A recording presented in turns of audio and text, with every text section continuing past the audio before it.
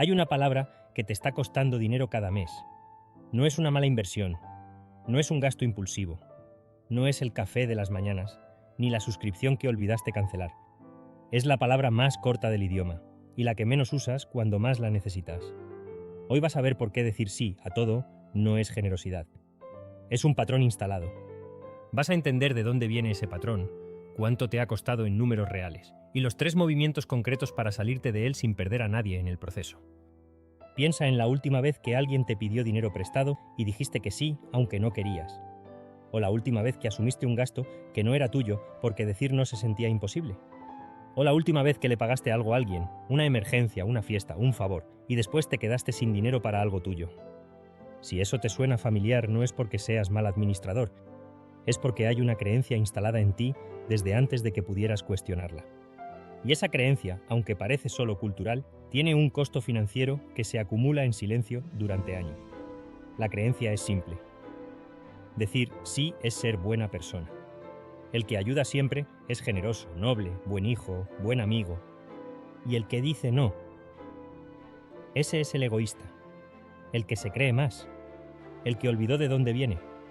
Nadie te la explicó así de directo, pero la aprendiste en cada reunión familiar donde el que más daba era el más respetado, en cada momento donde pedir ayuda era completamente normal, pero negarse darla era una falta de carácter. Lo que nadie te explicó es la diferencia entre querer ayudar y sentirte obligado a ayudar. Parecen lo mismo, no lo son, y esa diferencia lo cambia todo, especialmente cuando se mide en dinero. Para entender por qué el sí sale tan automático, hay que entender algo sobre cómo funciona el cerebro bajo presión social. Los psicólogos identifican 4 respuestas primarias que el cerebro activa cuando percibe una amenaza. Las más conocidas son pelear o huir, pero hay 2 más. Una es congelarse y la que más aplica aquí, el fawn response o respuesta de apaciguamiento. En lugar de confrontar o escapar, el cerebro decide complacer para neutralizar el peligro. Dice sí para evitar el conflicto.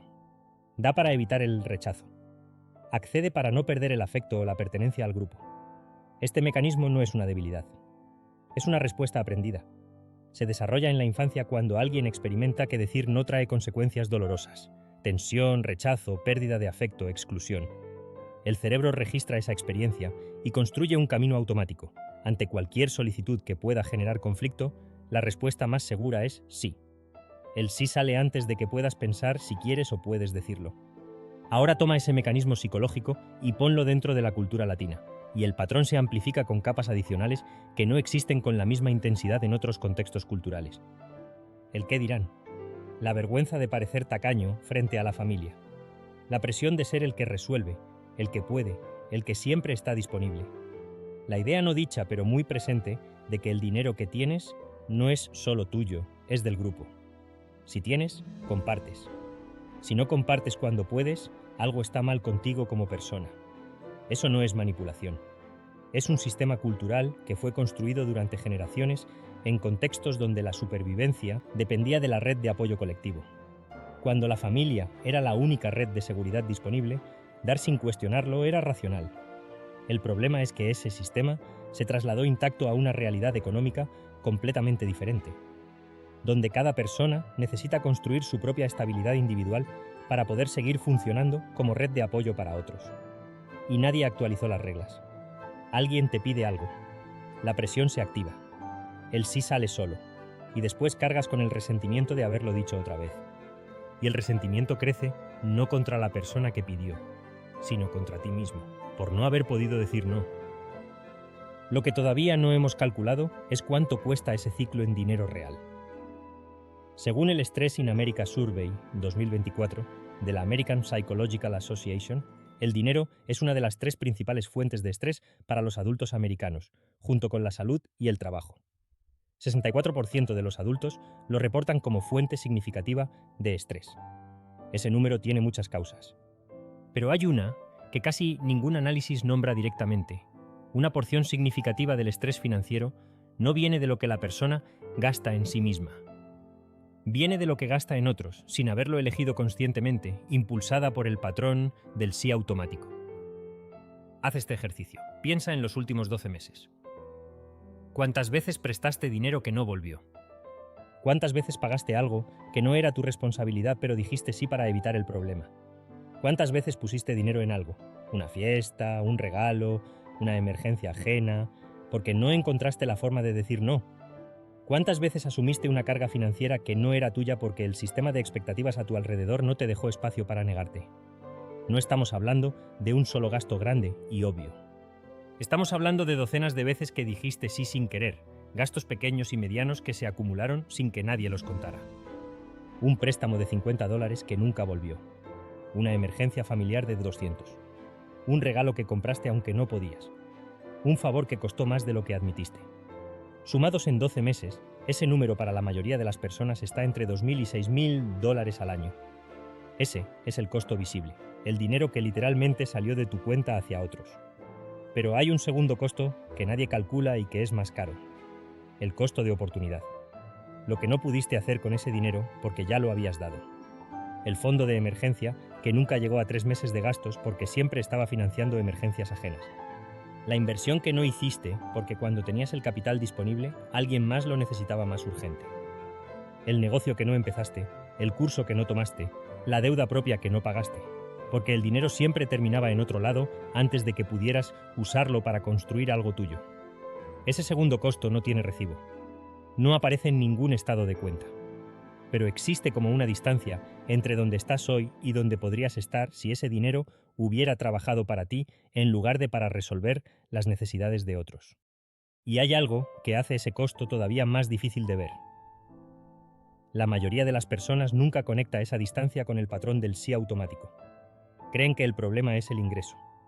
Que si ganaran más, si tuvieran un mejor trabajo, si les subieran el sueldo, todo estaría bien. Pero el ingreso no es el problema. El patrón es el problema. Porque si el patrón no cambia, más dinero solo significa que dices que sí a cosas más caras. Hay personas que ganan el doble que hace 5 años y están igual de ahogadas financieramente. No porque sean irresponsables, sino porque cada vez que sube el ingreso, sube también la presión del entorno sobre ese ingreso. Más capacidad significa más expectativa. Y el sí automático se ajusta hacia arriba con el sueldo. Eso es lo que el sí automático le hace a tu dinero en el tiempo. Lo neutraliza sistemáticamente. Lo redistribuye antes de que puedas usarlo para construir algo propio. Y lo hace de forma tan gradual y tan normalizada que nunca parece una crisis. Hasta que miras atrás y ves que años de trabajo duro no se tradujeron en nada concreto y estable para ti. No es falta de esfuerzo. Es un patrón que opera en silencio y que nadie te enseñó a ver como problema financiero, porque siempre fue presentado como virtud. Ahora la pregunta real: ¿qué haces con esto? No desde la culpa, porque ya viste que este patrón no es una falla de carácter. Es una respuesta aprendida en un contexto cultural específico. Entender el origen no significa aceptar las consecuencias. Y hay 3 movimientos concretos que cambian la ecuación sin que tengas que convertirte en otra persona ni romper las relaciones que importan. El primer movimiento es cambiar el marco de lo que significa decir no. El no es egoísmo, es presupuesto. Cuando dices no a un préstamo que no puedes dar, no estás abandonando a nadie, estás protegiendo tu estabilidad para poder seguir siendo un recurso real en el futuro. Cuando dices no a asumir un gasto que no es tuyo, no eres tacaño, estás eligiendo conscientemente a dónde va tu dinero. Hay una manera de ver esto que lo hace más concreto. Cada no tiene un sí del otro lado. No como excusa, como realidad. El no a ese préstamo es el sí a tu fondo de emergencia. El no a esa emergencia ajena es el sí a tu meta de este mes. El no a esa carga que no elegiste es el sí a tu tiempo y tu energía. Cuando ves el no como un sí a algo tuyo, cambia la carga emocional de decirlo. Ya no se siente como abandono, se siente como decisión.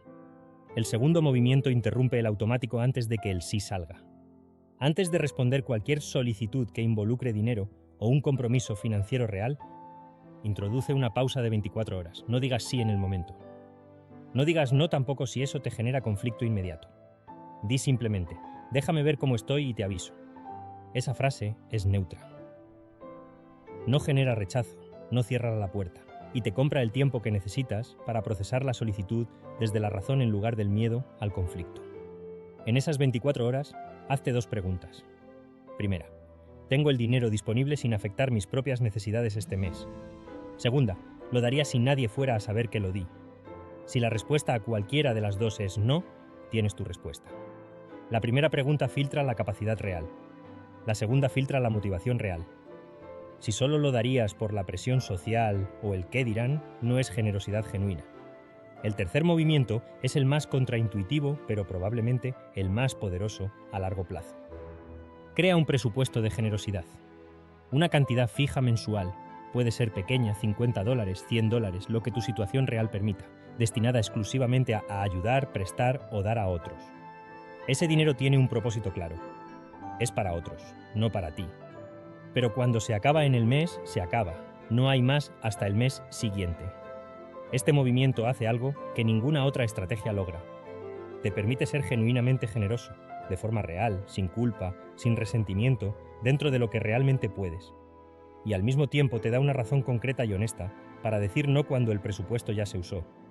No tienes que inventar excusas ni sentirte mal. Solo tienes que ser honesto. Este mes ya di lo que tenía disponible para ayudar. El próximo mes veo qué puedo hacer. Eso no es frialdad. Es honestidad. Y la honestidad construye relaciones más reales que el sí automático que después genera resentimiento. El que siempre dice sí no es el más generoso, es el que más tiene que perder. Y si el patrón no cambia, eventualmente pierde algo más que dinero.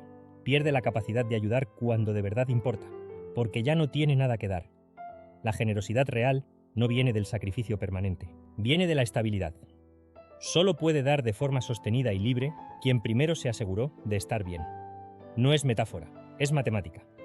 Si tu cuenta está en cero porque siempre financiaste las emergencias de otros, cuando llegue tu propia emergencia, no hay nadie que te cubra.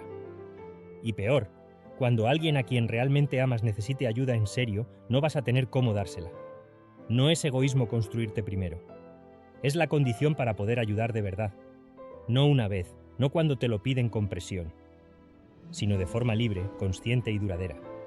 Durante años, no durante semanas. La persona que más merece un sí en tu vida eres tú, no el único sí, pero sí el primero. Cuando empieces a tratarte como una prioridad real, no perfecta, no absoluta, pero real, el dinero empieza a comportarse diferente. No porque ganes más, sino porque deja de irse en compromisos que nunca elegiste conscientemente. Y en ese espacio que queda, en ese dinero que por primera vez se queda en tu cuenta, empieza a construirse algo que antes no podía existir. Tu estabilidad, tu margen, tu capacidad de ayudar de verdad cuando más importa. Eso, más que cualquier aumento de sueldo, es lo que cambia la ecuación. Cuéntame en los comentarios qué parte de esto te hizo pensar. Si quieres seguir, aquí al lado te dejo más videos, y si aún no te has suscrito, este es el momento. Nos vemos en el próximo video.